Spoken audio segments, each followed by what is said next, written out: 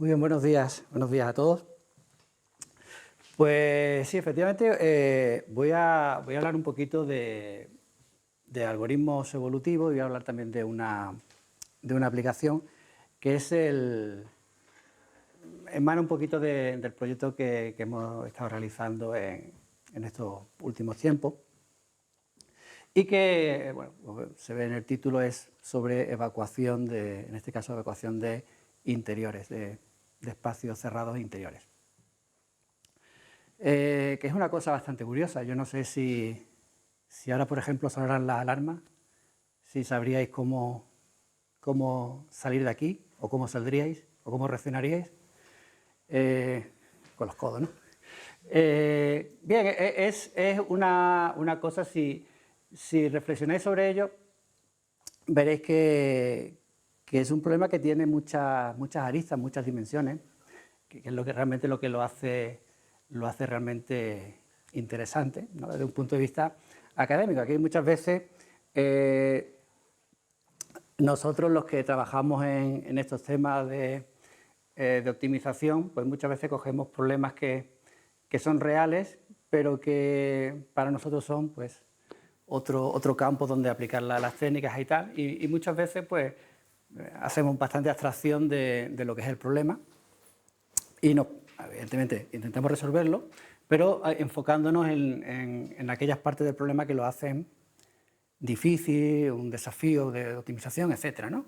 Aunque luego evidentemente el subproducto es que se tienen aplicaciones que son realmente interesantes. Bueno, como decía, vamos a hablar de un poquito de evacuación de interiores, que es sorprendentemente importante.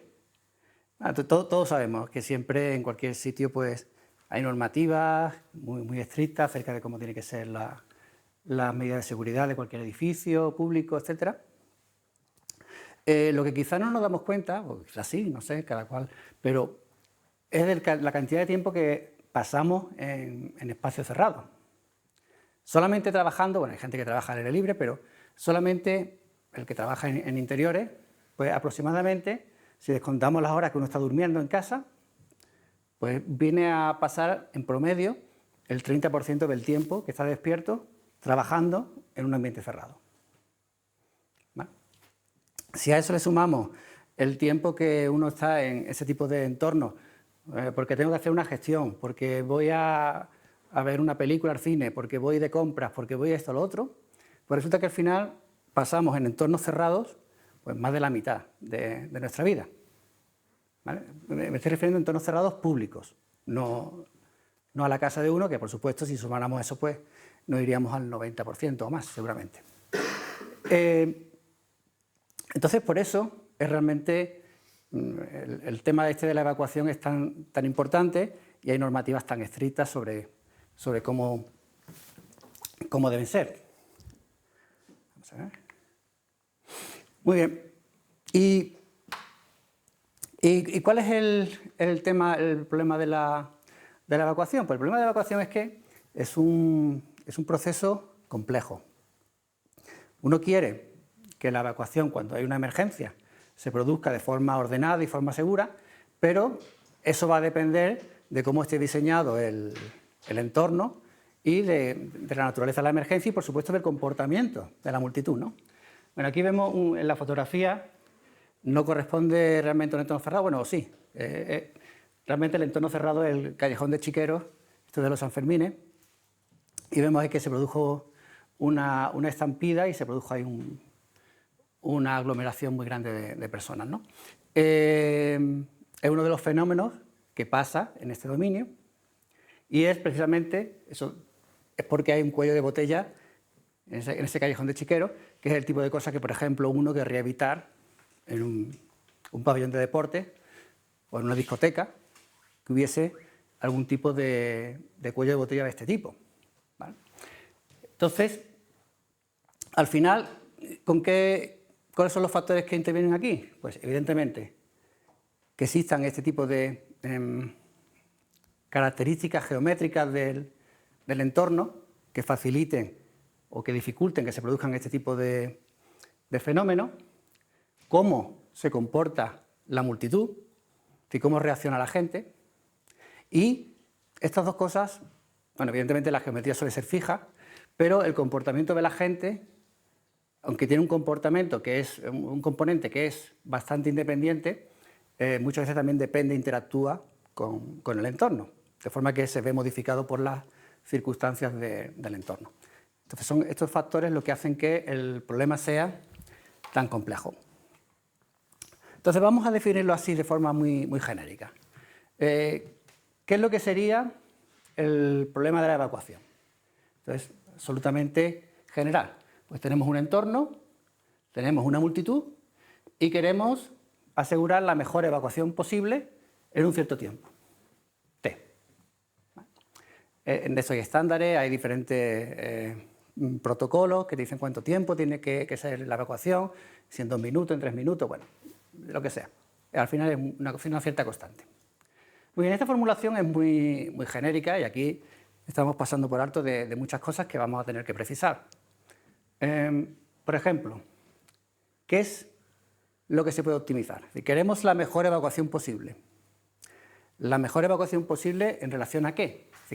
¿Cuál es nuestro espacio de variables de decisión? ¿Cuáles son nuestros grados de libertad? ¿Con qué jugamos aquí para garantizar que la evacuación se produce de la mejor forma posible? Esto puede tener diferentes respuestas dependiendo del contexto concreto en el que estemos. El que vamos a ver luego un poquito más adelante, que es el que hemos considerado, es la localización de las puertas de salida de emergencia. Pero podría ser cualquier otra cosa dependiendo, como digo, del contexto. Podría ser el diseño interior de un recinto, podría ser la señalética, podría ser... Bueno, hay muchos factores que podrían considerarse como grados de libertad. La segunda, ¿cómo se medirá el éxito de la evacuación? Porque decimos la mejor evacuación posible, pero ¿qué es la mejor? Aquí, bueno, intuitivamente yo creo que todo el mundo puede decir, bueno, la mejor es la que garantiza que sale todo el mundo o que sale la mayor parte posible de la gente. Vale, eso es cierto.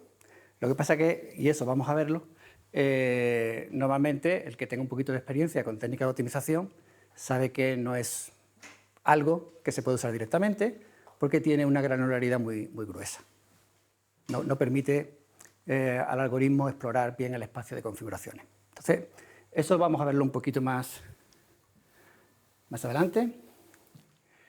Y, en tercer lugar, si sabemos ya qué es lo que podemos optimizar y sabemos cómo lo vamos a medir, la tercera pregunta es ¿cómo lo vamos a hacer? Vale.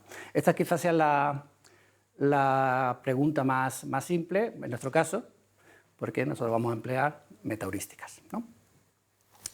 Y vamos a emplear metaheurísticas para resolver este problema, y eso nos va a conducir a un tipo muy concreto de metaheurística, que ahora veremos en un poquito más de detalle cuáles son sus características.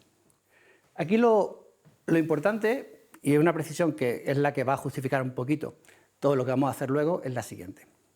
El comportamiento de una multitud de personas dentro de un entorno, bueno, o fuera, da igual. En general, cuando hay una multitud de personas y se están moviendo, exhiben un comportamiento que es totalmente no lineal, está lleno de características emergentes que surgen de la interacción entre las personas y es tremendamente complejo y a la vez tremendamente interesante. Tengo por aquí un vídeo que os voy a enseñar.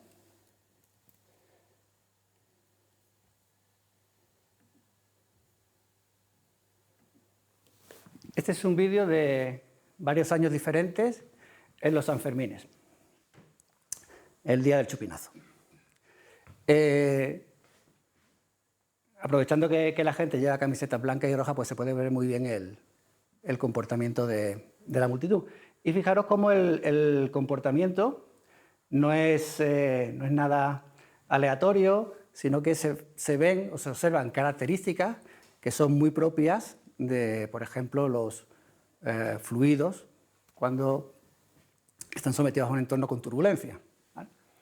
Eso se ven en ríos por aquí, se ven una serie de cosas, de fenómenos tremendamente interesantes. Lo fundamental es que esto no es aleatorio, ni mucho menos, sino que es algo físicamente medible y analizable.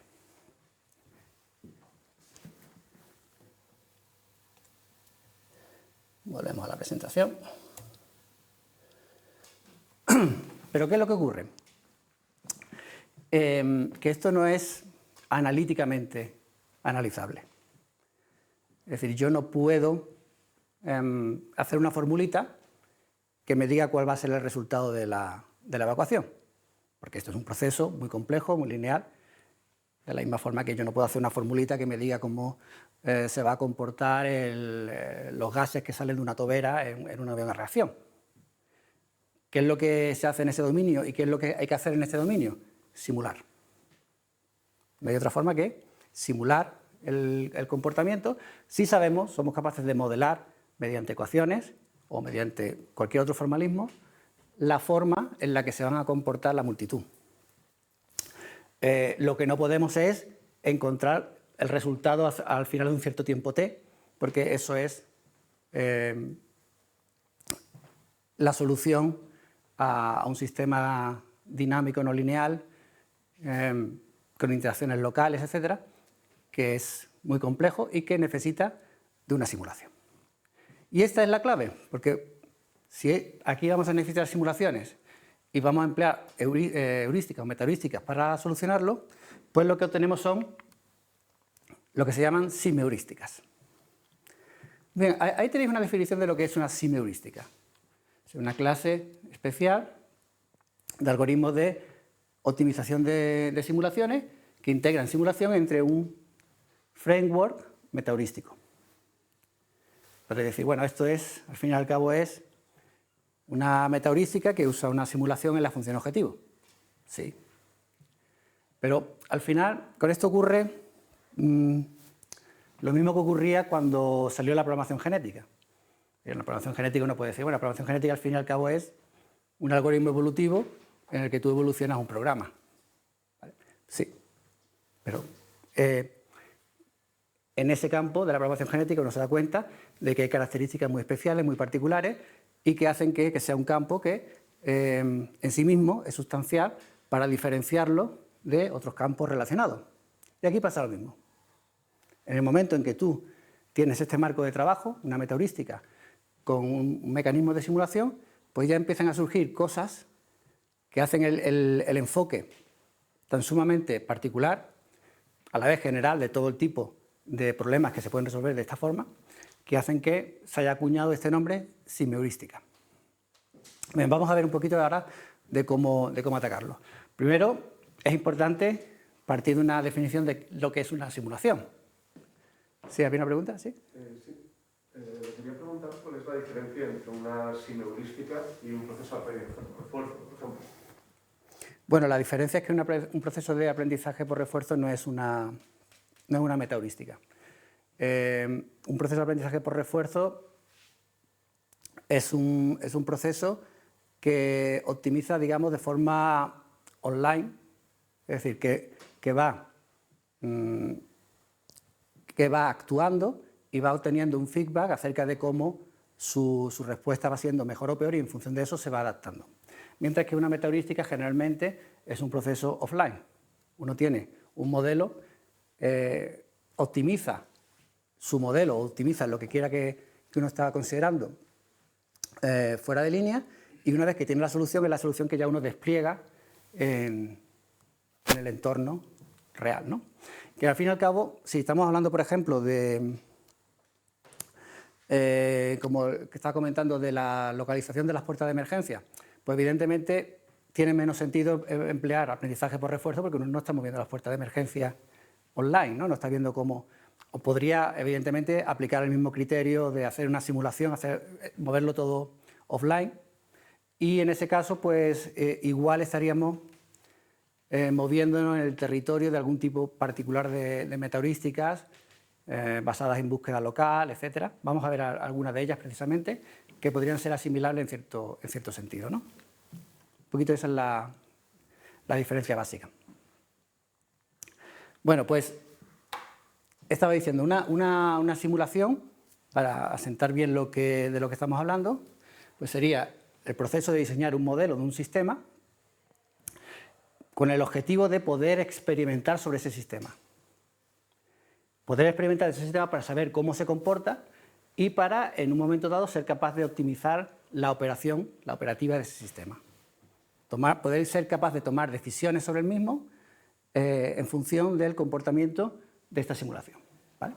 Esto es una definición de manual de lo que es simulación. Entonces, ¿qué es lo que tenemos? Pues tenemos una cosa así. Tenemos mi algoritmo de optimización y tenemos un modelo de simulación. El algoritmo de optimización le transmitirá una serie de parámetros al simulador, el simulador realizará una simulación y le devolverá al algoritmo de optimización algunas estadísticas. Esas estadísticas será lo que use el algoritmo de optimización para guiar su comportamiento. Esto es tan genérico como para abarcar una heurística o un aprendizaje por refuerzo, de los que hemos visto antes. ¿Qué es lo que hay que tener en cuenta aquí? En primer lugar, el algoritmo de optimización lo que hace es definir el ámbito de la optimización.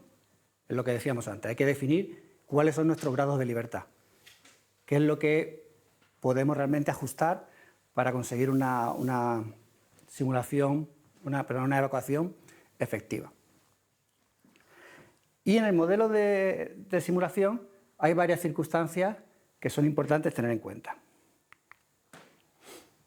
Y es que, en muchos casos, la simulación va a ser incierta, va a haber incertidumbre, va a ser estocástica, no va a ser determinista, y va a ser computacionalmente costosa. Esos son el tipo de circunstancias por las que decía antes que el campo de la semiheurística tiene un tratamiento diferenciado, porque los algoritmos en este dominio tienen que lidiar con cosas de este estilo. Y eso lo hace específico, que evidentemente son cosas que se pueden también uno encontrar en otros dominios, sin necesidad de simulación, incertidumbre, no determinismo, cosas computacional, pero que aquí se suelen dar las tres y de forma simultánea. Muy bien, vamos a ver un poquito estas dos, porque es interesante distinguir la incertidumbre de la estocasticidad. Están relacionadas, o pueden estar relacionadas, pero no es lo mismo. Estocasticidad es cuando en la misma situación yo puedo tener un resultado o obtener otro, dependiendo de algún tipo de distribución de probabilidad. ¿Vale? Básicamente, dos llamadas a la función no me dan el mismo resultado, con los mismos parámetros de entrada. Eso es no determinismo. Y es muy fácil ver que una simulación de lo que sea puede ser no determinista. ¿Vale? Por supuesto, una simulación de multitudes, porque puede haber ahí, se puede jugar con el libre albedrío de la gente, ¿no? Entonces, pueden pasar diferentes cosas. Y en cualquier otro dominio. Evidentemente, estamos haciendo una simulación de, ¿qué digo yo?, de fenómenos cuánticos. Pues ahí va a haber de cajón no determinismo. ¿Vale? ¿Y qué es, sin embargo, la incertidumbre? La incertidumbre no es que a veces obtenga una cosa y a veces obtenga otra, sino que obtengo algo, pero realmente hay como una limitación epistémica acerca de lo seguro que yo puedo estar de que ese valor sea, vamos a llamarle entre comillas, el real. Es decir,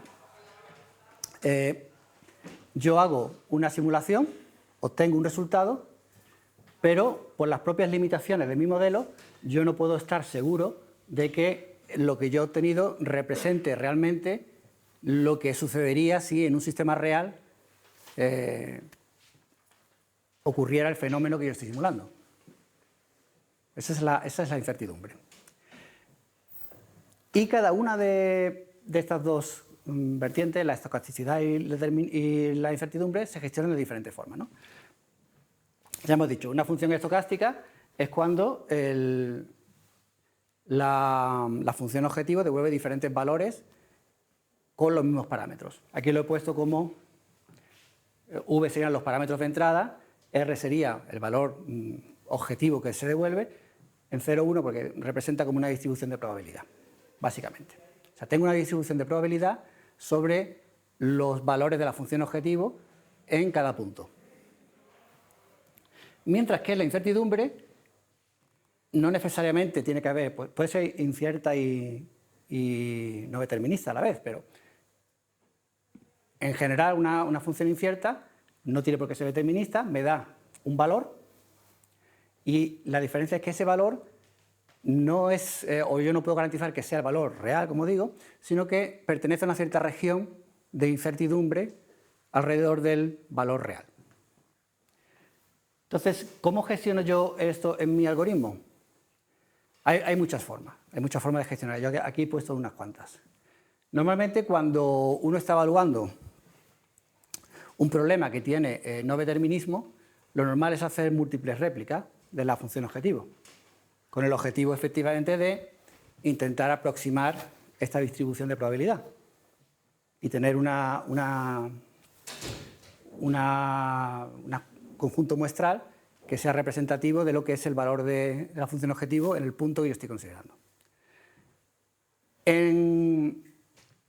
Cuando hay incertidumbre, esto es mucho más peliagudo, porque aquí ya entra el conocimiento que yo tengo acerca de la función objetivo de lo que estoy simulando y, idealmente, yo lo que querría es tener una indicación de la incertidumbre que hay en ese punto concreto que yo estoy evaluando.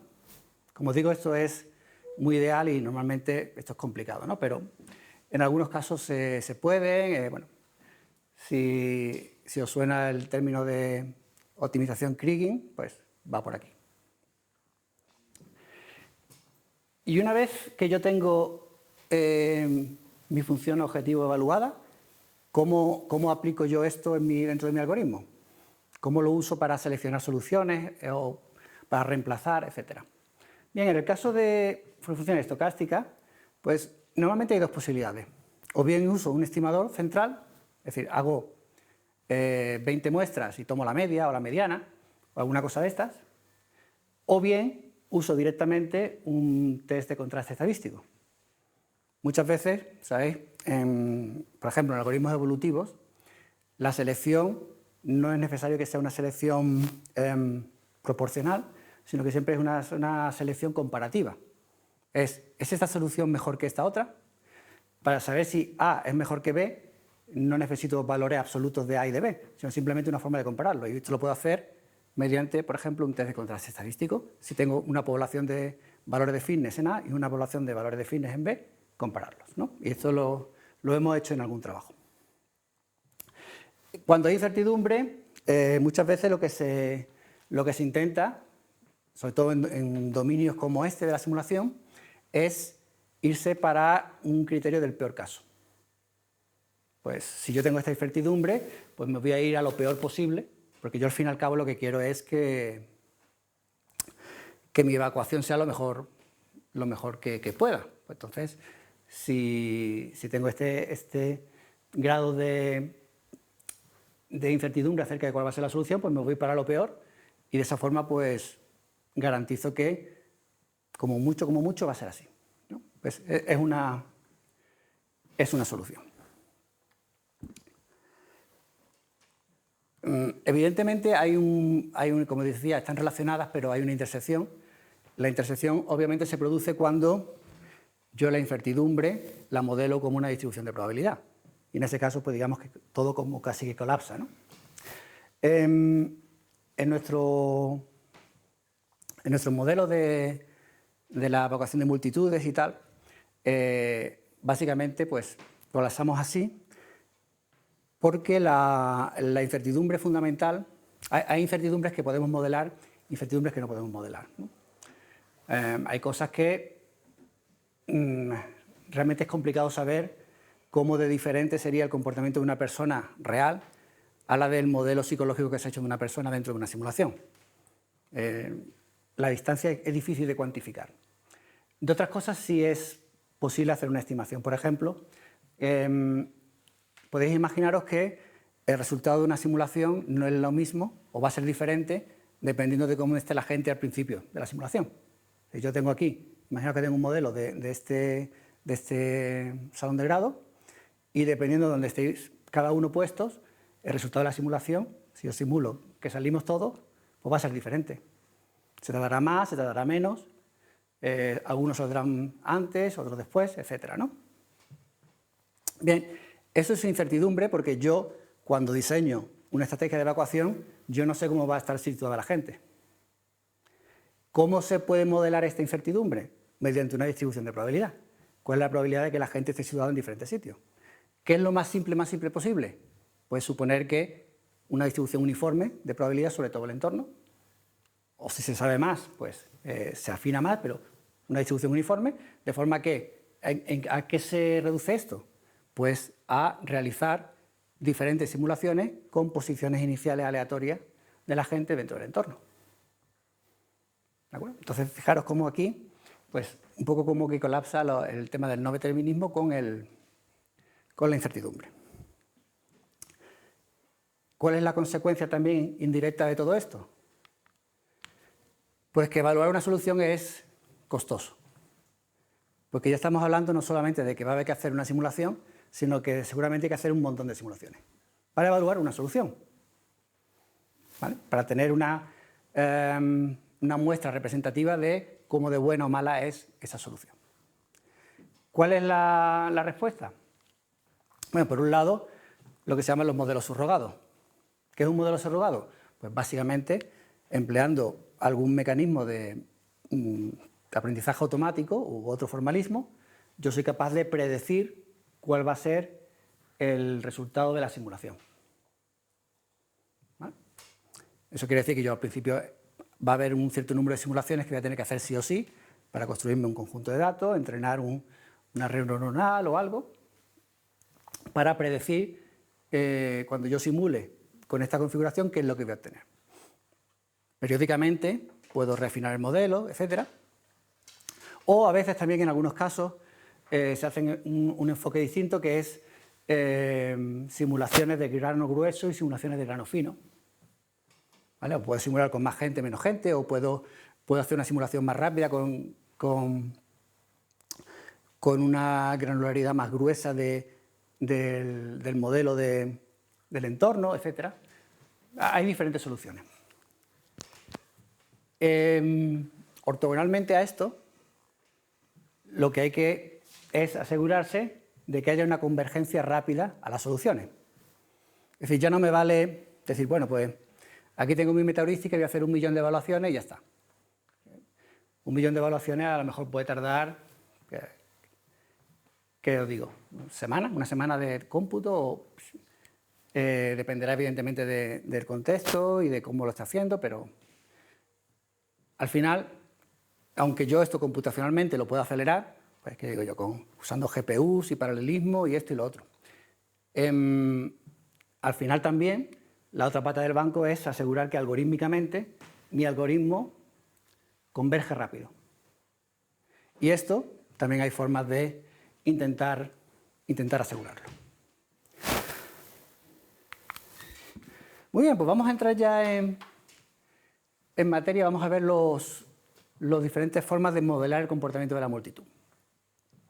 A ver, básicamente hay como dos grandes grupos, algunos de los cuales, o ambos, luego se pueden distinguir un poquito más. Yo, como voy a irme hacia el modelo que nosotros hemos empleado, pues digamos que tenemos como un árbol de posibles formas de modelar el problema, pues vamos a ir nivel por nivel y vamos a ir bajando, ¿no? Al nivel más alto podemos decir que hay como dos grandes grupos, los modelos macroscópicos y los modelos microscópicos. Los dos modelan lo mismo, pero de diferente forma. Los modelos macroscópicos lo que consideran es el sistema, la multitud, como un todo, como un continuo. ¿Vale? Y ahí pues, se definen magnitudes como el flujo, la velocidad media, cosas que uno definiría cuando usa mecánica de fluidos y este tipo de formalismo, ¿no? Mediante ecuaciones diferenciales, pues se modela el comportamiento de la multitud, ¿no? Es el ejemplo que os había dado antes de los Sanfermines. Esto de aquí también, esta imagen es de una multitud. No sé si por la gráfica podéis intuir de qué se trata. Este cuadrado es una pista. ¿Alguna idea? Un escenario. A ver, bueno, realmente el cuadrado esto es un cuadrante. O sea, imaginaros otros cuadrantes. 4 cuadrantes y el cuadrado en medio, sí. Imagino que es la entrada de un edificio que tiene una esquina según a la izquierda, ¿no? Bueno, aquí estamos hablando de un modelo macroscópico, entonces imagínate que hay miles de personas aquí. Un edificio... Un campo de fútbol, un ring. Bueno, podría ser un ring. No, bueno, podría ser. Todo eso son hipótesis válidas. Esto es la Meca, donde está la Cava, ¿no? Que es ese cuadrado que está en medio y la multitud que va dando vueltas alrededor. Y eso representa pues como la densidad de personas en ese entorno. Y, como digo, esto se modela usando mecánica de fluidos, se analizan turbulencias y procesos de ese estilo, ¿no? Y bueno, funciona a ese nivel macroscópico, ¿no? La alternativa, todo esto es tremendamente físico, con un montón de ecuaciones diferenciales y bueno. La alternativa es usar modelos microscópicos. En un modelo microscópico ya lo que tenemos es que la multitud ya no es un continuo, ya no es un gas o un fluido. Ahora la multitud van a ser partículas y cada partícula tiene un comportamiento. Entonces yo modelo el comportamiento de cada partícula y de resultas del comportamiento de cada partícula pues va a salir un comportamiento global. Esto, evidentemente, si lo hiciera hablando a nivel físico de fluidos y gases y demás, pues es impracticable porque el número de moléculas y tales hace imposible que esto se pueda hacer, ¿no? Pero a nivel de multitudes, pues sí se puede hacer. Y esto es el enfoque que hemos seguido, también porque es un enfoque bastante más interesante y bastante más bonito. Eso a su vez nos lleva a dos modelos. Por un lado, dos modelos o dos tipos de modelos, o dos grandes categorías. La primera es la que se llama los modelos de fuerzas sociales. En los modelos de fuerzas sociales cada persona es una partícula, y una partícula que va a estar sujeta a diferentes fuerzas. Y va a seguir una trayectoria que va a ser el resultado de esas fuerzas. Perdona, voy a poner esto en silencio que no me había dado cuenta.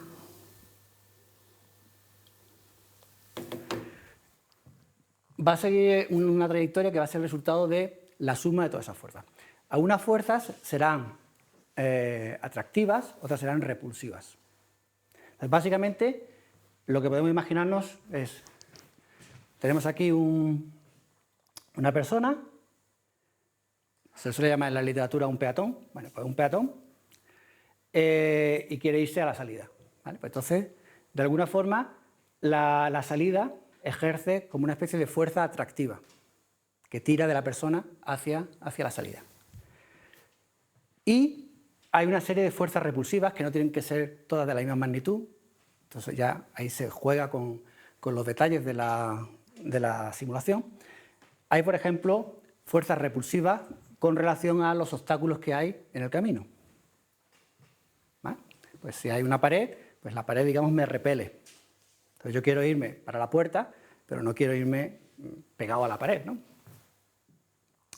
Y a su vez, la presencia de otras personas también me repele, ¿vale? Porque yo intento no chocarme con las otras personas. Todo esto, evidentemente, estas fuerzas son las que están sobre esta persona de aquí hay fuerzas análogas. ¿vale? Que harán que se comporten bien de una forma.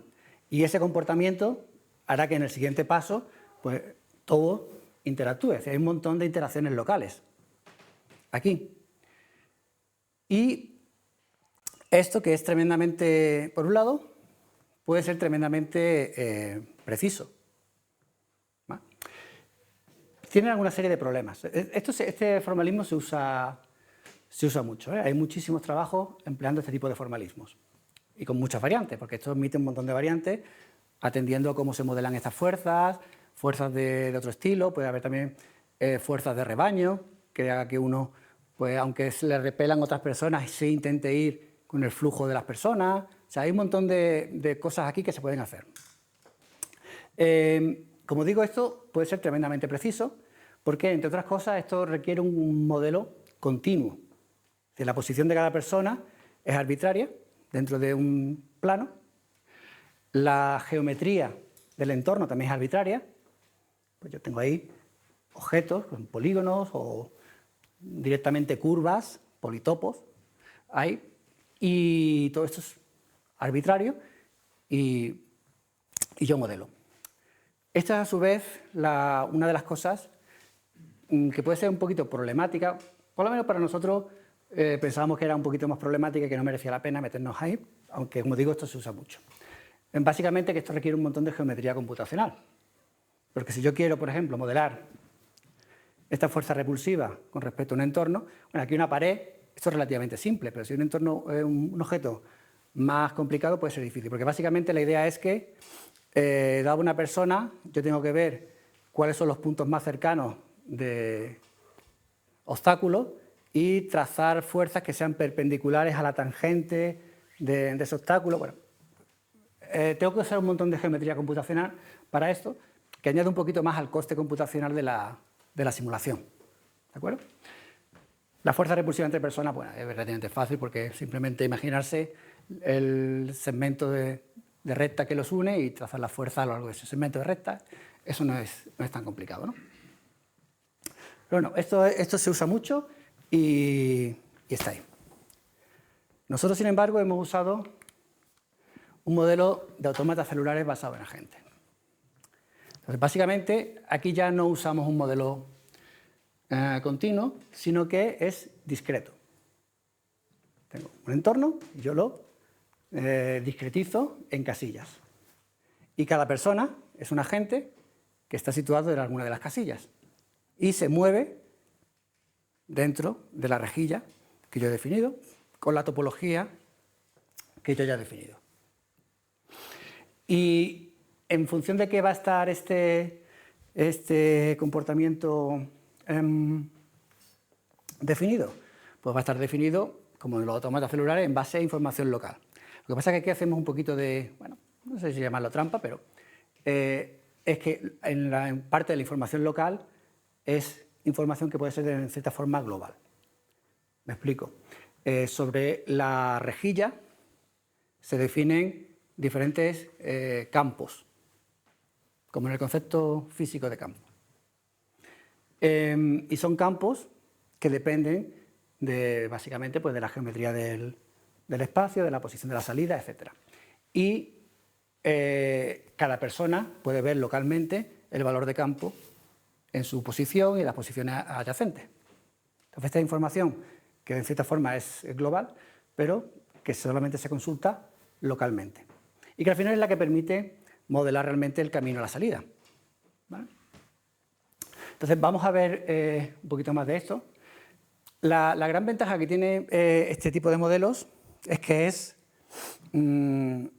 más fácil de programar, de simular, también menos costoso de ejecutar, ¿vale? Porque todo es mucho más manejable, más discreto, e incluso uno puede jugar con algunos parámetros. Es decir, si la discretización es más gruesa, pues la simulación va a ser más eficiente a costa quizás de ser menos precisa. Si la discretización es más fina, pues igual va a ir más lento, pero igual puede ser más preciso. Bueno, ahí ya se puede jugar con ese aspecto, ¿no? Muy bien, pues esta es la forma en la que modelamos nuestro entorno. Esto que vemos aquí es una de las instancias. Luego voy a comentar un poquito acerca de cómo hemos generado esta instancia, porque esto no está generado a mano, esto está generado automáticamente. Esto intenta representar lo que veis ahí, el plano de algo parecido a una oficina, con mesas, salas de reuniones, despachos, etc., ¿no? Y ahí, aunque parezca que las cosas son discretas, porque hay muchos ángulos rectos y son cuadrados y demás, realmente eso es por la elección que hemos hecho de la topología de los objetos, ¿no? No porque esto sea discreto. La posición de cada una de los objetos, esto por ejemplo, que queremos que represente como una mesa con su silla y un armario auxiliar o algo así, pues hemos elegido hacerlo como rectángulos y demás, simplemente porque hemos querido hacerlo así, ¿no? Bueno, este es nuestro entorno y está definido, pues tiene un ancho, un alto, tiene una colección de accesos, esta cosita verde de aquí, ¿vale? Son los accesos que vienen, digamos, vamos a llamarle de fábrica, en el entorno. Yo, aparte de eso, lo que voy a querer es colocar salida de emergencia, pero esos accesos ya están ahí, ¿no? Y una serie de obstáculos que son, pues, lo que veis en azul dentro del entorno. Y luego lo que vamos a hacer es poner un montón de gente dentro de este entorno, ¿vale? Pues en este es nuestro entorno. Como digo, esto es continuo. Y esto lo tenemos definido en un espacio continuo, con coordenadas reales dentro de un plano. De ahí pasamos a nuestro modelo de automata celular. Sí. ¿Los cuadrados grandes qué son?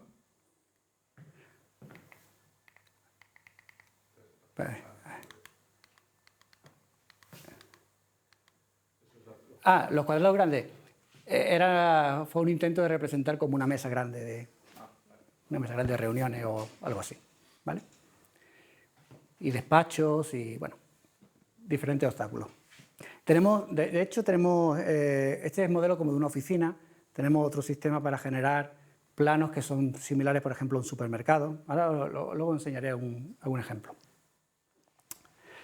Bien, este es nuestro entorno, que como digo es continuo, y aquí pasamos a una discretización. Fijaros, parece similar, pero si os fijáis con detalle no es igual. O sea, esto está mucho más fino porque, como digo, es continuo, pero aquí ya, en el momento que yo defino una rejilla de un tamaño fijo, pues ya como que la forma pues se discretiza, ¿no?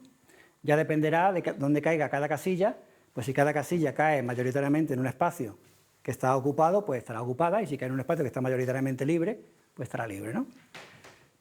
Este sería el modelo del autómata celular.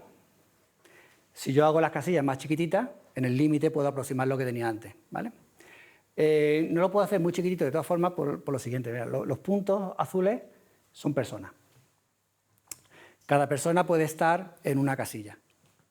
Si yo hago las casillas muy chiquititas, significaría que yo podría tener a la gente muy apelmazada, que tampoco es realista, ¿no? Entonces aquí creo que tomamos casillas como de medio metro de lado, cuadrados de medio metro, ¿vale?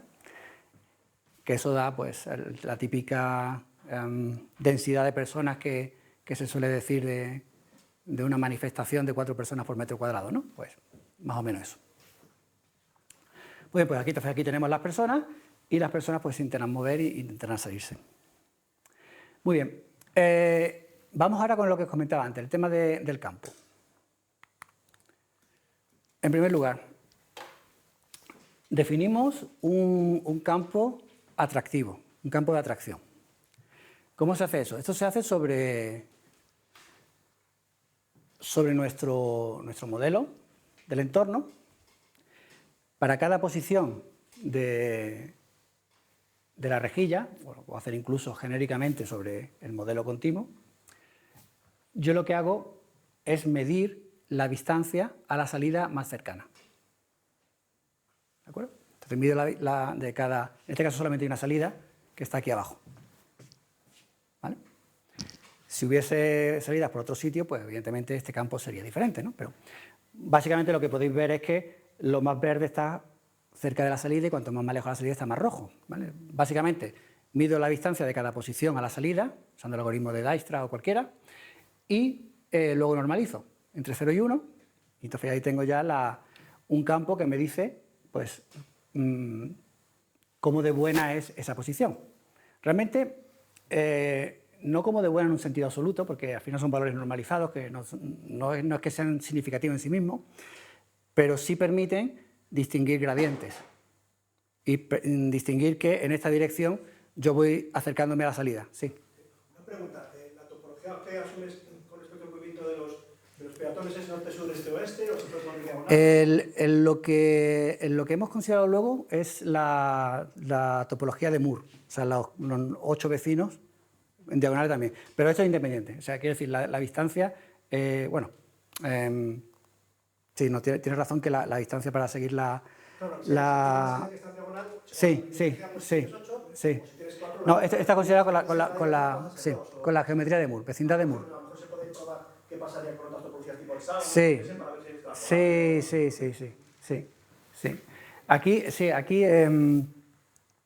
Aquí era la topología de Moore, que tiene la ventaja de que es más realista, porque bueno, realmente la gente se mueve en diagonales, ¿no? La gente no va así, ¿no?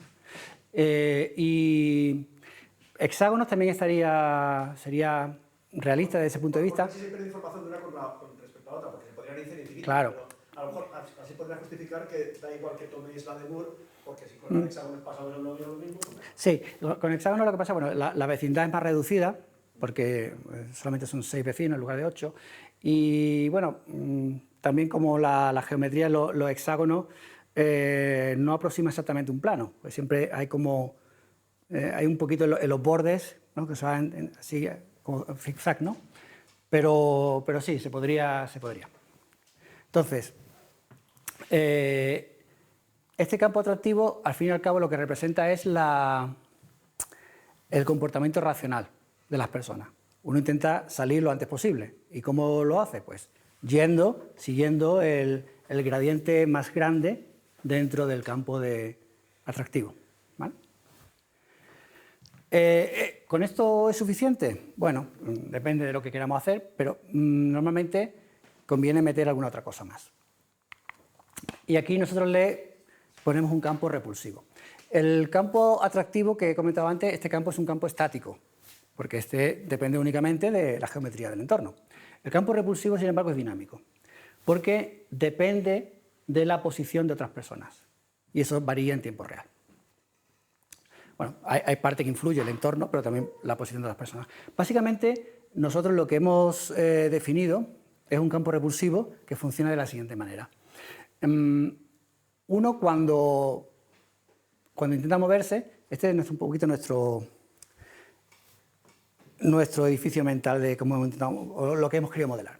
Uno, subjetivamente, quiere salir, pero igual tampoco quiere meterse en mitad de una estampida o en mitad de un barullo de personas, ¿no? Entonces uno intenta o pegarse a la pared, pues si me pego a la pared me van a aplastar, ¿no? Entonces uno intenta ir hacia la salida, pero uno intenta buscar el camino más limpio. Aunque tenga que dar un poquito de rodeo, pero si es más limpio, igual me compensa, ¿no? Bueno, pues ¿cómo se modela esto? Nosotros lo hemos modelado de la siguiente manera. A cada casilla a la que yo me puedo mover, esta persona de aquí, la azul, se puede mover a 6 casillas.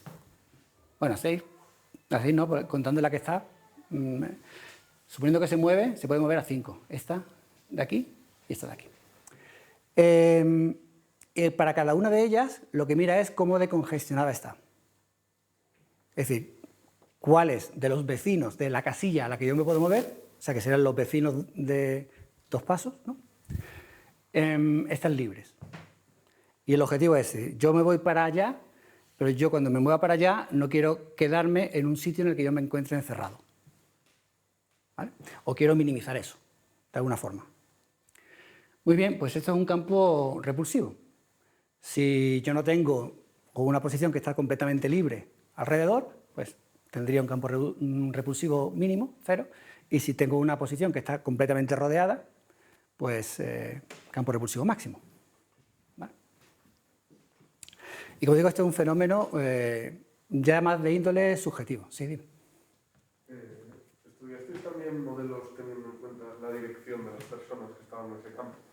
O sea, a lo mejor buscando o valorando más aquellos que van hacia la casilla donde tú vas, los que están saliendo de allí. Sí, lo que ocurre es que no lo hemos considerado, pero se podría, esto añade otra capa más de, digamos, de complejidad sobre el autómata. Esto se adapta un poquito más a los modelos de fuerzas sociales, lo que es mucho más simple de modelar, ¿no? Más que aquí, porque al final, al ser todo discreto, es más difícil trazar una trayectoria, ¿no? Habría que tener como una memoria de las posiciones de cada persona. Yo estaba pensando en el campo estático, como tú sabes hacia dónde va el gradiente. Sí. Las personas que estén en determinada casilla pueden tener también una orientación que sí. no es la misma que es apuntando. A ver, es una... pero al fin y al cabo es una heurística, porque como al final el movimiento es resultado de la interacción de tu movimiento con el de las otras y demás, pues al final es complicado de medir, ¿no? Entonces, eso de por sí no lo hemos considerado, aunque sí se considera. Y aquí básicamente nuestro modelo de las personas es que son como omnidireccionales, ¿no? O sea, que tienen un conocimiento perfecto de todo lo que está alrededor. Que luego se puede, como digo, en modelos de fuerzas sociales se define incluso factores del campo de visión. O sea, tú tienes una orientación y tú puedes ver en un cierto ángulo lo que tienes delante. Lo que quiere decir que también ignoras qué es lo que está sucediendo fuera de su campo de visión, ¿vale? Que puede ser a lo mejor más realista, pero también más costoso, evidentemente, ¿no? Porque hay que calcular proyecciones y bueno, tiene su historia. Vale, pues tenemos nuestro campo recursivo. Entonces, tenemos nuestro comportamiento objetivo y nuestro comportamiento subjetivo. Y esto lo integramos juntos en lo que llamamos una medida de deseabilidad, combinando mediante dos coeficientes, phi y psi, la importancia relativa, es decir, cómo de racional es la gente o cómo de subjetiva es la gente, ¿vale? La exponencial es porque esto es un valor positivo, entre 0 y lo que sea. La cuestión es que la deseabilidad, y esto es una de las cosas que nos dimos cuenta al principio, la deseabilidad, si la proyectamos sobre una rejilla, sobre todo si las celdas de la rejilla son pequeñitas, apenas hay variación.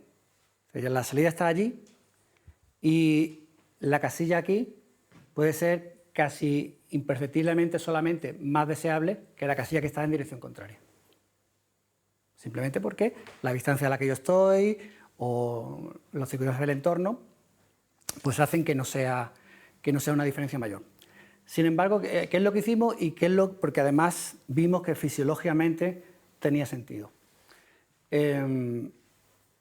Los seres humanos, el cerebro del ser humano está preparado no para reaccionar a valores absolutos de intensidad de un estímulo, sino al orden de magnitud del estímulo.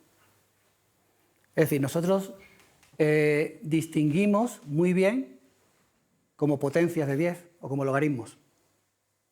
O sea, yo puedo distinguir que algo sea el doble o 4 veces o 10 veces, pero no puedo distinguir bien que algo sea 1,5 o 1,3.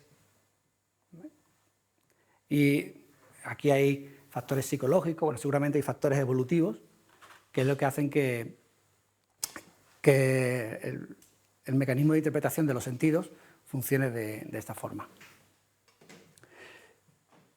Entonces, lo que nosotros hacemos es que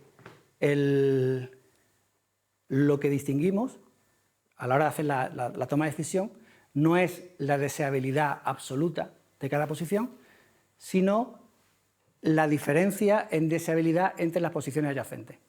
Entonces, yo tengo 8 posiciones a las que me puedo mover. La deseabilidad de cada posición no es la deseabilidad, vamos a llamarle en bruto, sino es la deseabilidad neta. De todas las casillas a las que yo me puedo mover, ¿cuál es la que tiene menos deseabilidad? Esta. Pues eso se lo resto a todas las demás y me quedo con la deseabilidad neta. Digamos que entonces la probabilidad de que yo me mueva a la peor casilla es 0 y a las demás pues será proporcional al exceso de deseabilidad. Y eso ya automáticamente me desplaza, me hace una homotecia en el eje de la escala y ya automáticamente puedo discriminar entre diferentes posiciones. Nosotros lo hemos hecho que sea proporcional, inicialmente, en los modelos iniciales, que sea proporcional a esta desabilidad. Aunque ahora, últimamente, estamos probando con un modelo que es similar al que tienen bueno, se usa también en las colonias de hormiga, que es que con cierta probabilidad tomas el mejor arco y con cierta probabilidad tomas uno proporcionalmente al valor, ¿no?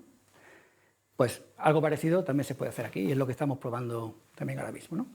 Pero inicialmente de esta forma. Entonces, os voy a enseñar otro vídeo. Vamos a ver.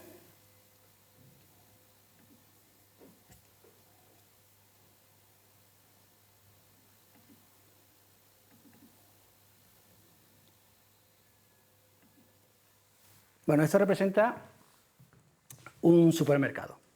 Como podéis ver, pues están los lineales, hay como patios, las líneas de caja, tiendecitas alrededor, y bueno, y la salida es la cosita esta que está en blanco, ¿no?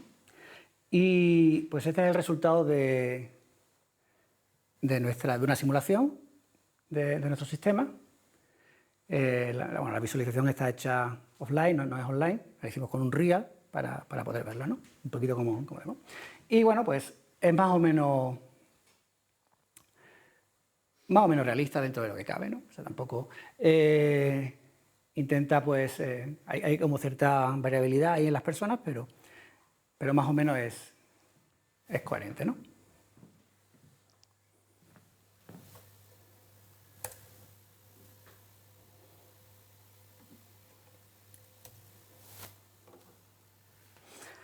Muy bien. Pues ya está, pues ya tenemos nuestro modelo. Ahora somos capaces de echarlo a andar. ¿Cuál va a ser la forma de medir cómo de buena ha sido una simulación? Bueno, pues para medir cómo de buena ha sido una simulación, recordad que al principio os comentaba, pues lo normal es decir, pues la que hace que la gente salga, más gente, ¿no? O algo así, ¿no? Pero como decía, esto no nos vale como una función objetivo para un algoritmo de optimización. Porque si yo tengo 100 personas, pues salen 50, para que salgan 51, el algoritmo, como sabe, digamos, va un poco a ciegas para pasar de 50 a 51, o a 52 o a 53, ¿no? O sea, hay que darle un poquito más de gradiente para que vaya explorando, ¿no? Entonces, nosotros lo que hicimos fue definir esta formulita aquí, que puede parecer complicada, no lo es tanto. En el fin y al cabo, lo que hacemos es definir una función objetivo estratificada por niveles. Entonces, evidentemente, yo lo que quiero es que salga la mayor gente posible. Tened en cuenta una cosa, vamos a usar un mecanismo de selección no proporcional. Es decir, que lo que vamos a hacer es comparar soluciones. Entonces, si yo tengo dos soluciones, ¿cuál es la mejor? Pues la que permite que salga más gente. Eso está claro. Pues ya está. Es esto aquí, la que permite que salga más gente. Ahora, imaginaros que yo tengo dos soluciones y en las dos sale el mismo número de personas fuera, dentro del tiempo máximo que yo tengo de simulación. ¿Cuál es la mejor? Pues si sale todo el mundo, imaginaros que yo tengo una solución que permite que todo el mundo salga, ¿cuál diríais que es la que es mejor? La que permita que salga la gente más rápido, ¿no? Esto, así dicho, también un poquito general. Eso habría que precisarlo, que es lo que hacemos nosotros con lo que hay entre paréntesis. Concretamente con esto. Nosotros lo que nos fijamos ahí es en cuál fue la última persona que salió. Y lo que intentamos es minimizar el tiempo que la última persona, que es la persona que estuvo más en peligro de quedarse dentro, pues tardó en salir. Eso lo queremos minimizar a igualdad de número de personas que salen. Y suponeros que hay también empate en eso. Dos soluciones, todo el mundo sale, la última persona sale a la vez, las dos soluciones, ¿cuál de las dos sería mejor?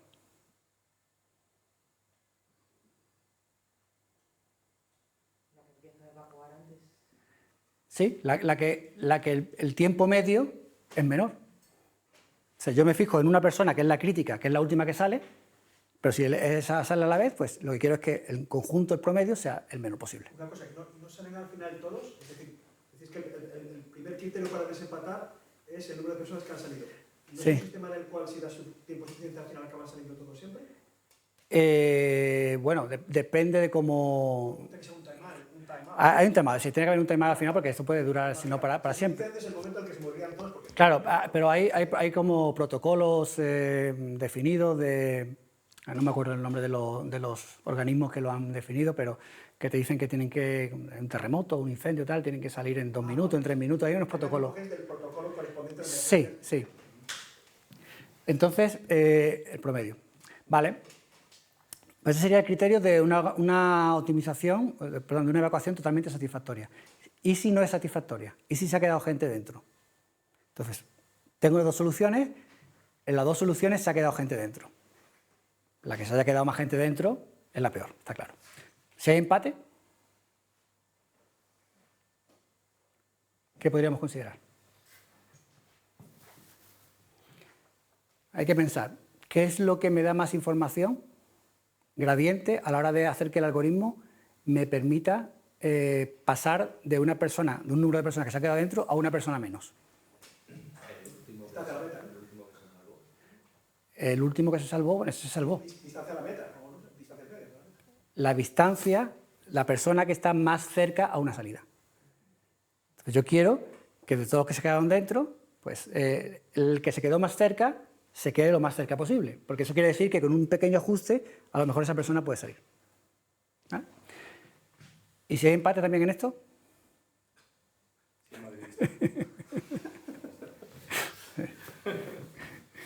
Si hay empate, pues hacemos lo mismo que antes, en promedio. La distancia en promedio a la salida, más cercana. ¿Vale? Pues eso es lo que representa esa función objetiva y básicamente lo que hay ahí, los coeficientes son para ponderar pues, el hecho de que una unidad más o menos en cada uno de los términos pues nunca sobrepase una unidad en el término que tiene más prioridad, por así decirlo. ¿Vale?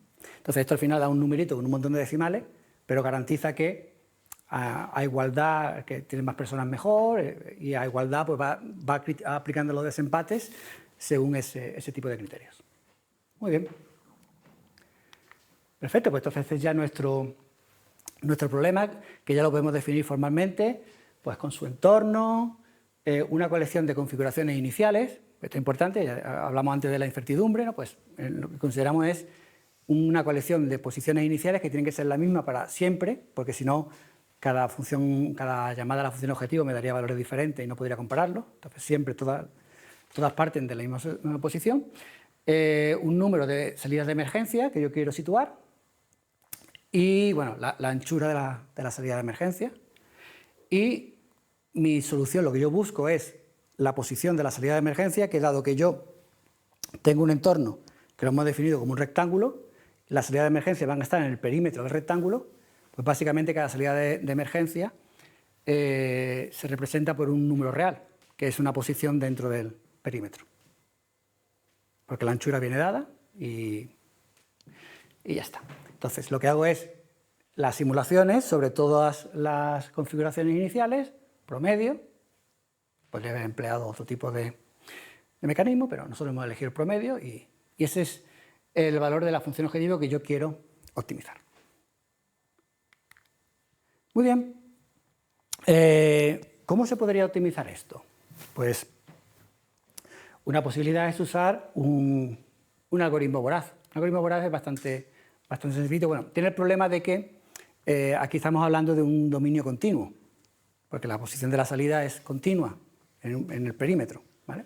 Entonces, un algoritmo voraz esto no le casa muy bien y lo que hacemos es definir en cada paso de decisión voraz, pues definir un punto de anclaje aleatorio dentro del perímetro y a partir de ahí, pues ahí va una salida y las posiciones posibles de la salida son esa, o si la salida tiene 1 metro, pues 1 metro más allá, 1 metro más allá, 1 metro más allá, así hasta que damos la vuelta entera.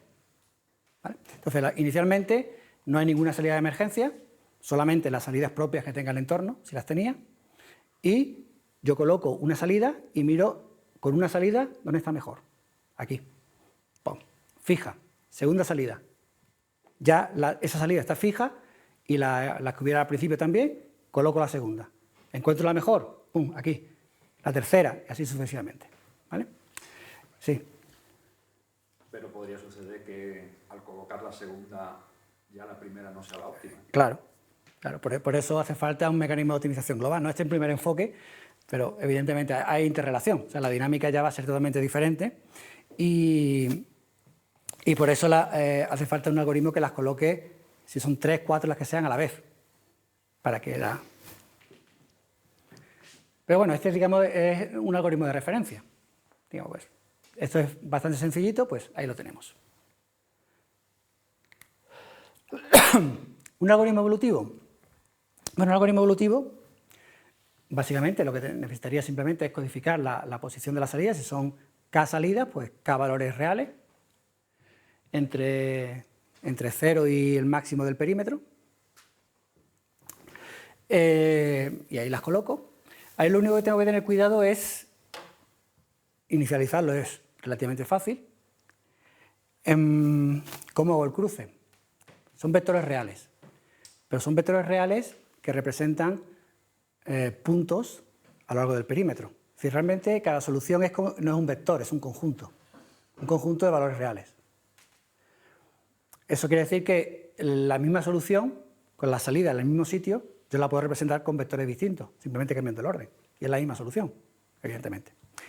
Entonces, si esto yo no lo tuviera en cuenta a la hora de hacer el cruce, pues resultaría que yo tendría dos soluciones, la misma solución, representada de forma distinta, la cruzo y obtengo una solución en la que se repiten las posiciones de las salidas o cosas así raras, ¿no?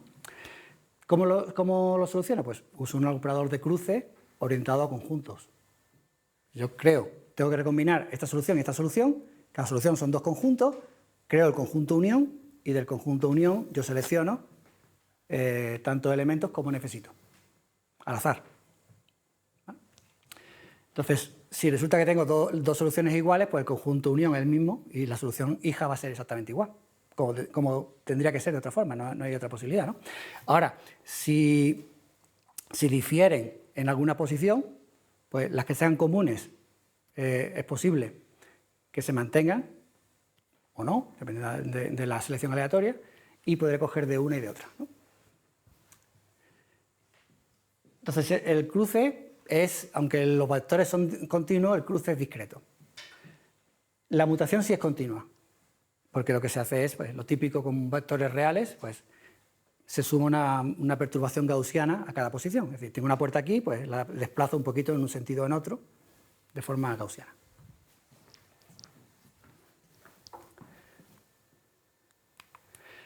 Y hemos considerado también algunos métodos, por ejemplo, el método de Nelder-Mead para optimización.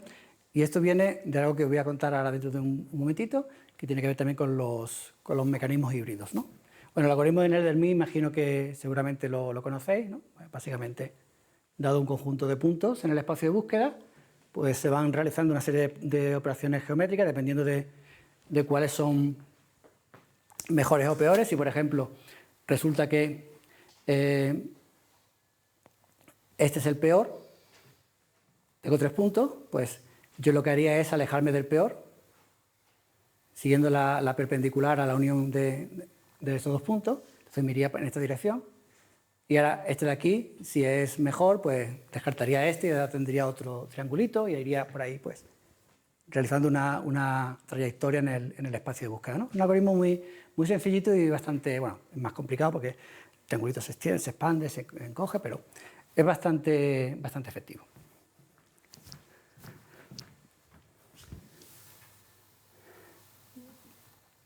Pues os voy a contar algunos resultados. Antes os quiero contar muy rápidamente cómo hemos generado las instancias. porque la distancia la hemos generado con gramáticas. Básicamente es una extensión de gramática, hemos usado gramáticas con atributos y además son gramáticas generativas con pesos. Pues básicamente una gramática normal, sus símbolos no terminales, sus símbolos terminales. Lo que ocurre es que cada símbolo, terminal o no terminal, tiene sus atributos. Los atributos en este caso es unos valores que determinan un rectángulo dentro del espacio. ¿Vale? Y cuando aplico una regla de derivación, lo que hago es cambiar un símbolo por otro y cambio también los atributos. Y el peso de cada regla lo que determina es la probabilidad de que yo aplico esa regla. Cuando se pueden aplicar más de una regla, pues se aplican con probabilidades dependiendo de ese peso. Y cada regla a su vez tiene una condición que dice cuándo se puede aplicar. O sea, no solamente porque mi cadena de símbolos tenga el símbolo que permite aplicar la regla, sino que tiene que cumplirse algún criterio que puede depender de los atributos. Entonces, básicamente, nosotros hemos considerado en el ejemplo que conté antes de la oficina, pues tenemos el espacio se puede subdividir, en un momento dado tengo un símbolo que representa una habitación. La habitación puede ser una oficina o puede ser otra cosa, puede ser una mesa o puede ser un obstáculo o puede ser otras cosas, ¿no? El tipo concreto de objetos ya son terminales, pues sólido, table, office, y la regla lo que permiten es ir refinando el espacio, ¿no? Entonces tenemos gramáticas como esta, por ejemplo. Esta gramática describe la generación de un entorno como de una oficina, ¿no? Entonces hay reglas que me dicen, tengo este espacio, pues lo puedo dividir en 4, o lo puedo dividir verticalmente, o lo puedo dividir horizontalmente. Y ahora cada subespacio, pues lo puedo dividir otra vez, o en un momento dado puedo poner aquí una oficina, o puedo poner una mesa, o puedo poner esto, ¿no? Y cada regla va aplicándola y los atributos son el espacio que yo tengo disponible para aplicar, ¿no?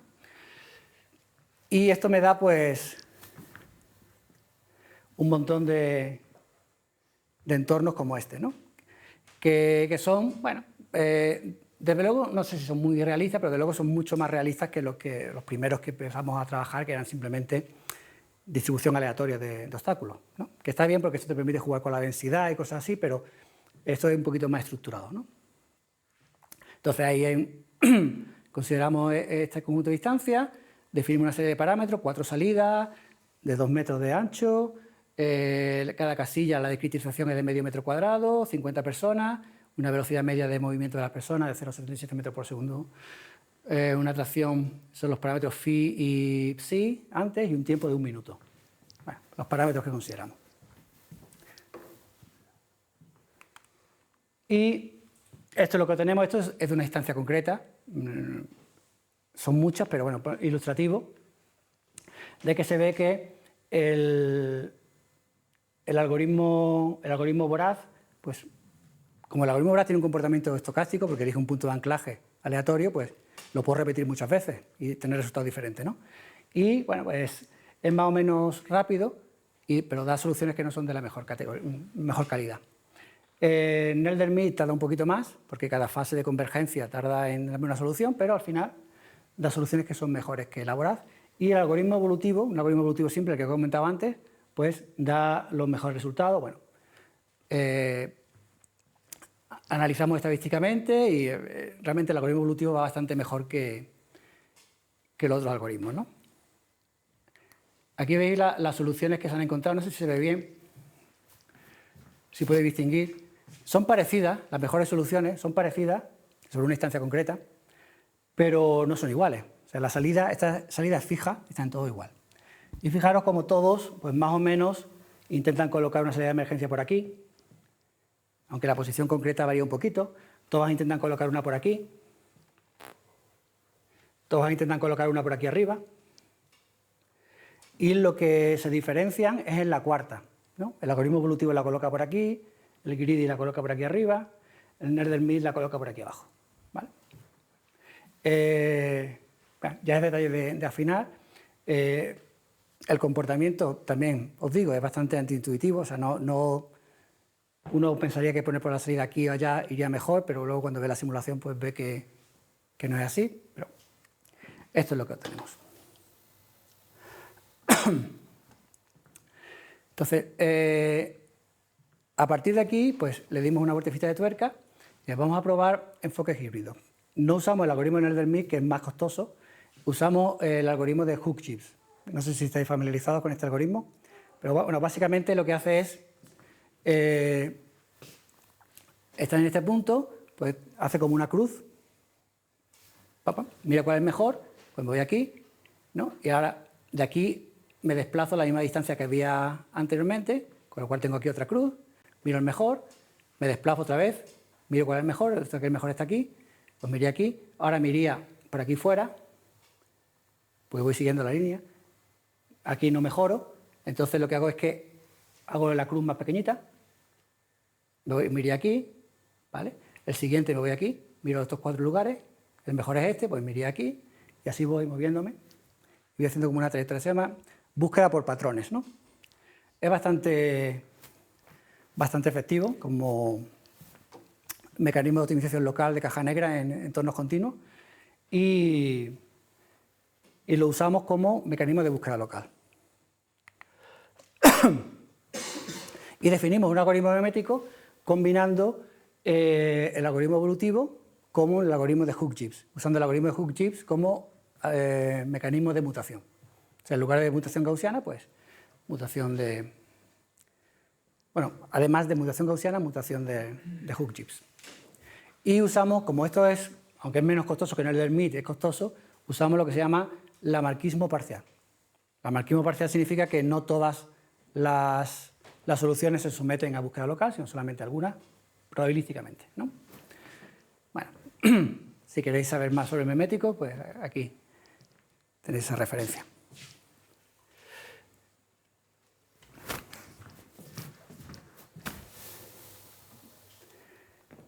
Y aquí vemos cómo tanto Hook-Gibbs como el algoritmo memético son mejores que un algoritmo evolutivo a secas. Además, convergen mucho más deprisa. El Hook-Gibbs, al ser un algoritmo de búsqueda local, converge mucho más rápido que cualquier otro algoritmo, y es la ventaja que tiene, ¿no? Pero en el largo plazo, el algoritmo memético pues, va bastante mejor, ¿no? Y además, pues, estadísticamente, contando todas las instancias que se han considerado, pues el algoritmo memético es claramente superior. Muy bien, pues ya estamos llegando al final.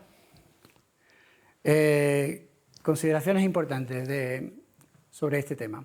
Primero, el comportamiento de una multitud a la hora de modelar la evacuación o cualquier otro tipo de cosa es emergente y no lineal.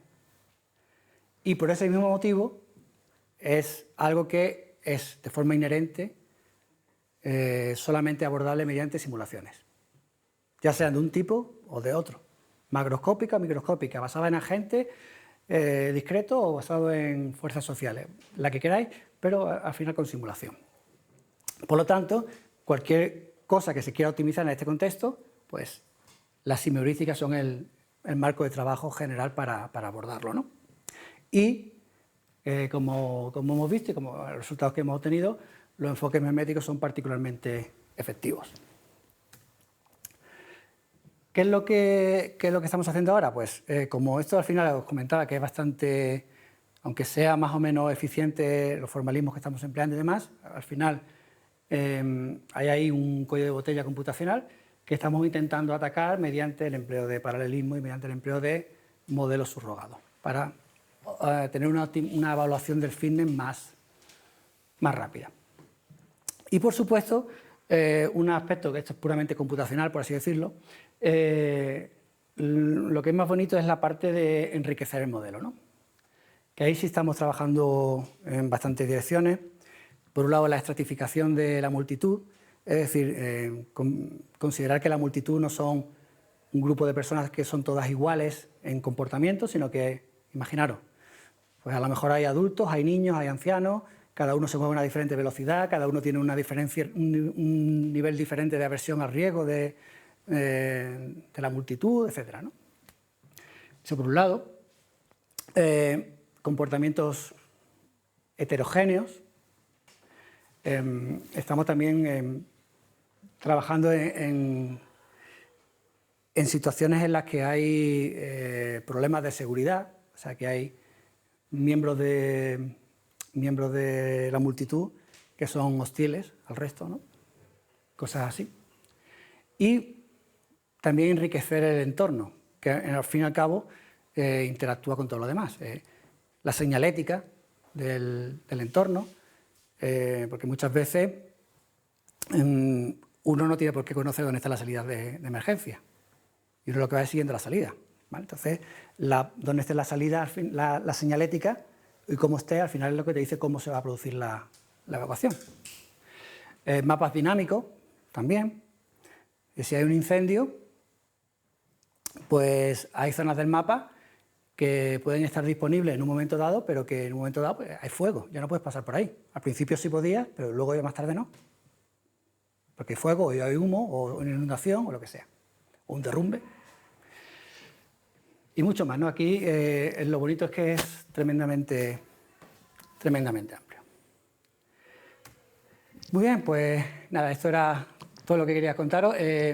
Solo, como decía al principio, es parte del proyecto que tenemos en curso, y bueno, ahí tenemos un repositorio con todo el tipo con todos el código de las cosas que hemos desarrollado y demás, que está por ahí disponible. Pues muchísimas gracias por la atención.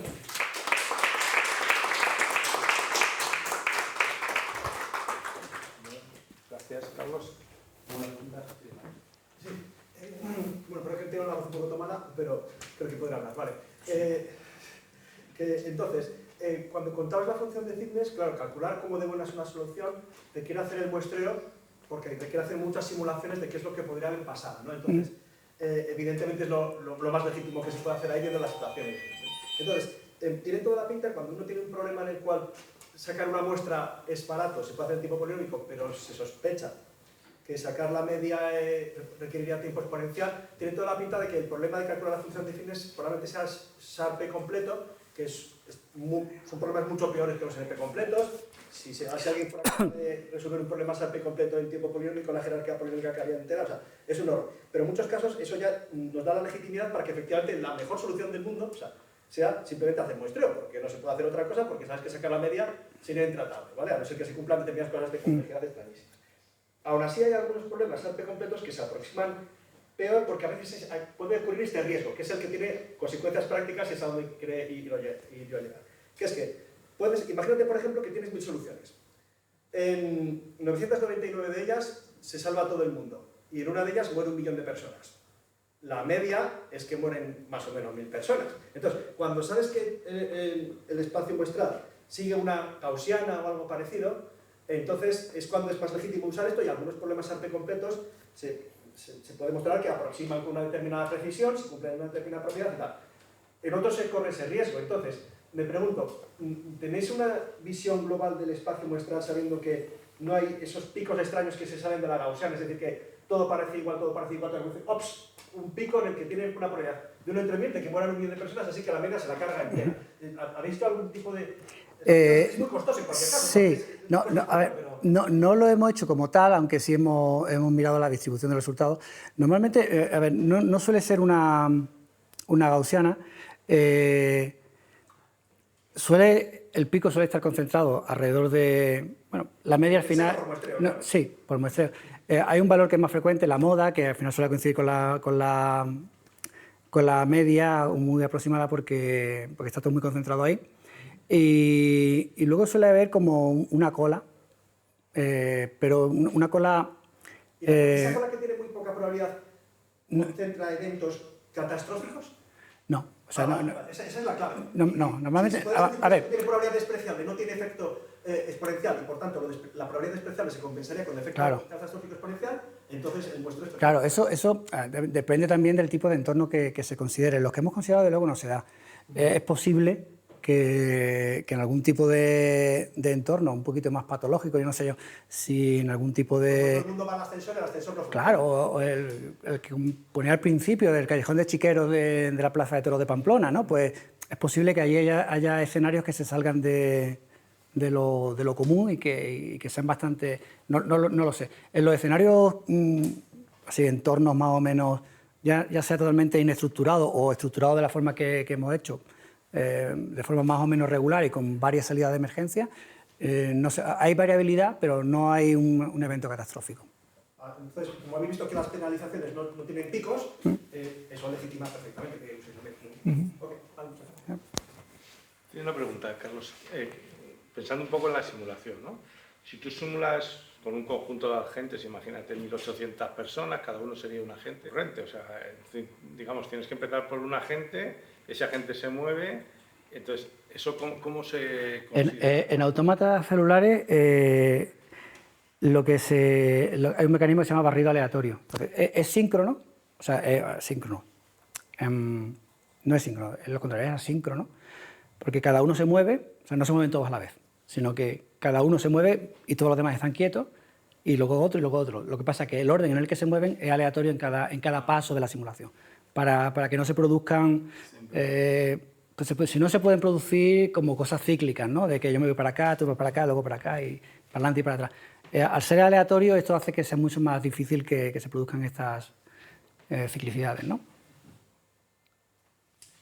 Sí, yo creo que hace unos años, apareció en los medios de comunicación un resultado que estaba relacionado con esto, que lo habían hecho simulando, pero con organismos vivos, y era el siguiente. Con una sola salida. Demostraron que con una multitud, que todos se agolpan en la salida, como la imagen que nos has puesto antes, ¿no? Pues que si en esa salida ponías un obstáculo delante, sí, salían mucho mejor, ¿no? Lo simularon con ovejas, no sé si recuerdan eso que apareció en...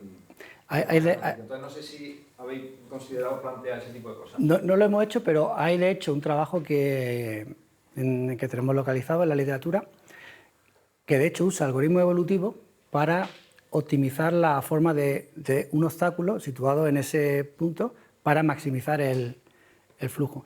Y claro, es algo que interviene más en modelos de fuerzas sociales, más que en modelos de autómatas celulares, ¿no?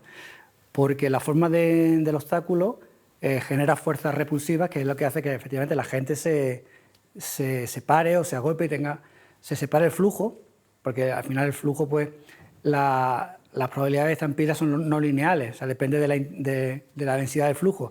Al tú separarlo en varios canales, también disminuye ese tipo de probabilidades, ¿no? Y eso depende mucho de la geometría del obstáculo, si es una columna redonda o una especie de como de pared o tal y cual. Era espectacular, ponían simplemente una especie de columna, ¿no? Un palo, sí, un poste o algo. Si no había el poste, pues aquello se atascaba, ¿no? Con las ovejas que no podían pasar, pero ponían el poste y aquello fluía. Sí, son cosas, por eso decía al principio que es antiintuitivo, que uno ve y dice, pues tengo la salida aquí y debería ir mejor, pero no, es porque al final hay mecanismos emergentes ahí que uno no, evidentemente no puede anticipar y que te dan ese tipo de comportamientos raros, ¿no? Y una pregunta así un poco al pequeño, ¿no? Una simulística como una heurística que utiliza una simulación pero como función de Sí, coste, básicamente. ¿no? Y si esa simulación la sustituimos, por ejemplo, por un modelo subrogado, un random forest y tal, ¿se sigue considerando una simulística? Bueno, al fin y al cabo, si la idea es siempre cuando lo uso con un modelo subrogado, la idea es combinarlo de alguna forma. ¿No? Lo puedes usar, o sea, pues si el modelo es muy bueno, ya te quedas con el modelo subrogado. No sé si se considera una simulística, pero posiblemente sí. En cualquier caso, normalmente los modelos subrogados uno lo va refinando online. Entonces, de vez en cuando uno dice, bueno, voy a hacer unas cuantas simulaciones más para refinar el modelo o este tipo de cosas, ¿no? ¿Una pregunta más? Yo tengo una Sí. curiosidad. Las imágenes que has puesto de los escenarios y tal eran todo como oficinas o supermercado con obstáculos y tal. Pero siguiendo un poco la línea del obstáculo en la salida, ¿se han considerado escenarios tipo una discoteca, que es realmente un espacio amplio, a lo mejor 4 columnas, pero donde hay mucho menos de medio metro por persona? No lo hemos considerado.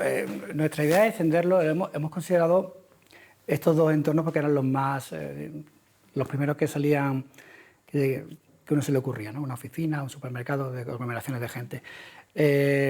Una discoteca es un poquito más variable, es decir, no hay, o sea, una oficina más o menos, uno tiene la idea de cómo es, un supermercado también, una discoteca es realmente muy variable, ¿no? No sabemos cómo puede ser, el tipo de acceso y demás, ¿no? Pero sí, no lo hemos considerado interesante. Hay otro tipo de escenarios, como son las estaciones de metro, ese tipo de... que también están muy bueno, se han estudiado bastante, ¿no? O incluso escenarios que son edificios, o sea, no solamente una salida de emergencia considerando un entorno en un nivel, sino en varios niveles, o sea, que hay que considerar el desplazamiento entre niveles, ¿no? Sí, son pasos más, no lo hemos llegado a considerar, pero sí están ahí en el horizonte. No tiene que ver, vamos, no tiene que ver, no sé si tiene que ver o no. Sí, porque la pregunta esa ahí tiene que ver eso, con si habéis probado situaciones así como patológicas, que congestión, ¿no? Que de pronto todo el mundo se atasca. Entiendo que porque habéis No. Y la otra pregunta es el problema inverso. Es, dadas las salidas... Pues, ¿Diseñar el interior? Sí. Eso es otro tipo de problema que estamos considerando. Diseñar el interior para unas salidas fijas que maximiza esta probabilidad de evacuación o esta bondad de evacuación, ¿no? No lo hemos todavía atacado, pero es el problema inverso y es bastante interesante. Lo que pasa es que también es muy abierto a la hora de qué es lo que puedes diseñar dentro y qué es lo que puedes poner y cuáles son las restricciones que tienes para ponerlo y demás, ¿no? Pero sí, es un problema perfectamente definido. Lo que pasa es que, claro, hay que definirlo muy bien porque si no, al final llegas a soluciones que son totalmente o patológicas o irrelevantes, ¿no? Es decir, pues tengo mi escenario y pongo todos los obstáculos en una esquina, ¿no? Claro, no es realista, ¿no? En una oficina puedes poner todos los escritorios en una esquina, ¿no? Hay que tener algún otro tipo de modelado del entorno para que la optimización tenga algún sentido, ¿no? Pero sí, eso es muy interesante también. Muchas gracias de nuevo. Gracias.